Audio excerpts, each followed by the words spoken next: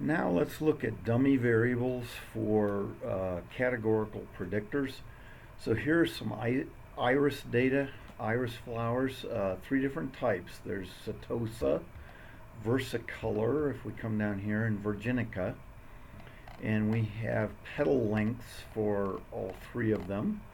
And this, normally, if we wanted to see if there was a difference due to the species, then what we'd probably do is put it into an analysis of variance because we have a categorical predictor and a numerical response. But sometimes we want to put things into a multiple linear regression. And so how do we do that with this categorical variable of more than two levels? With two levels, it's pretty simple. We just go 0 and 1. But now what do we do with three levels? And it's might be a little unintuitive in that what we want to do is create two dummy variables. So we're going to go in here, and I'm going to insert a couple columns here in between. And I'm going to call this one dummy 1 and this one dummy 2. And now what we're going to do is put in a 1 for everything that is, say, a versicolor, and zeros everywhere else. So I'm going to say, okay, let's make that a 0, that a 0. I'm going to highlight that, pull it on down, and make all those zeros. Now, versicolor is going to be a 1. Okay, everything that's a versicolor, I'm going to call it 1. And pull that on down. Okay, and then since virginica is not versicolor, I'm going to go back to 0 and highlight this, bring it on down. Okay, so there, dummy variable 1 is a 1 if versicolor, and 0 for everything else. Now, similarly, for dummy variable 2, I'm going to also make that 0 up here and have that be 0 for everything that's not virginica.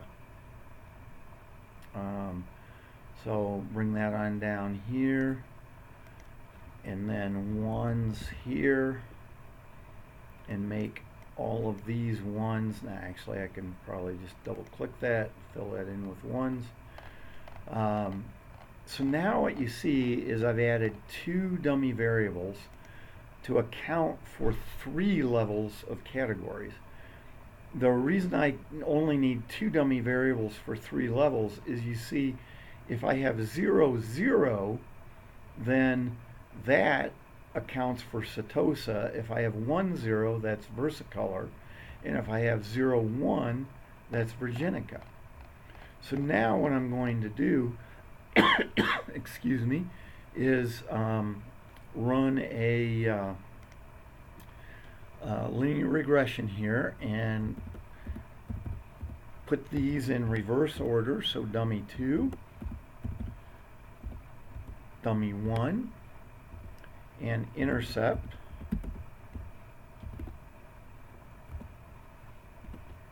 Okay, and I will highlight 1, 2, 3, 4, 5 and go over this way, do my linear estimation command, and my response variable is petal length. Okay, I have that, comma, my two predictor variables, dummy 1 and dummy 2.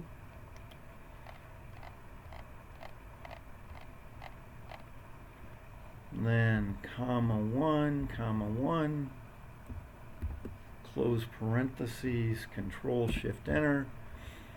Now, the way I read this is actually, when I look at the intercept, I see that this intercept, 1.46, is actually the average. The way these dummy variables work is it's actually the average petal length for setosa. And just to show that that's the case, let me do average. Average, and I will highlight all these for setosa.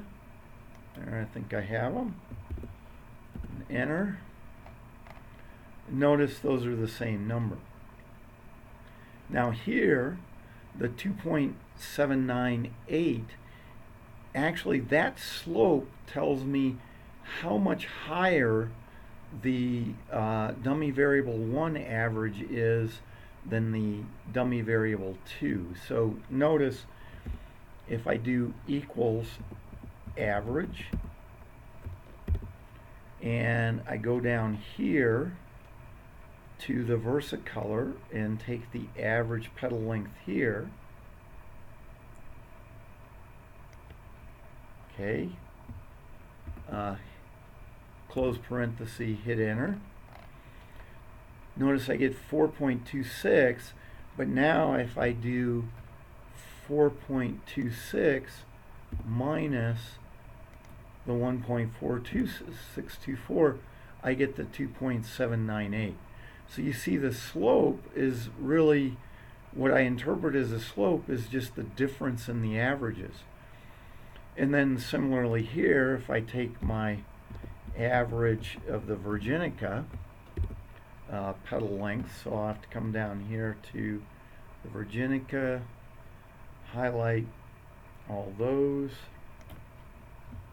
close that parenthesis, hit enter, get 5.52. But again, if I just do that difference, so this average of the Virginica minus the average of the setosa, I get the 4.09 that we see up there. So that's how we use a dummy variable, and I always use one fewer dummy variables than I have levels in my categorization. So here I had 3 categories, so I used 2 dummy variables, one of which made 0, 0, and then all the rest were 1s in their respective columns. If I had had 10 categories, I would have used 9 dummy variables.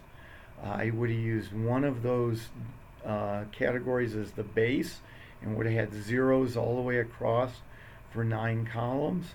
And then for the other 9 columns, I'd have had 1s for whichever category that column related to. And when I run the multiple linear regression, I interpret the slopes and the intercept the same as I did here. The intercept is the average of my base case, the setosa, and the slopes are how much these averages change.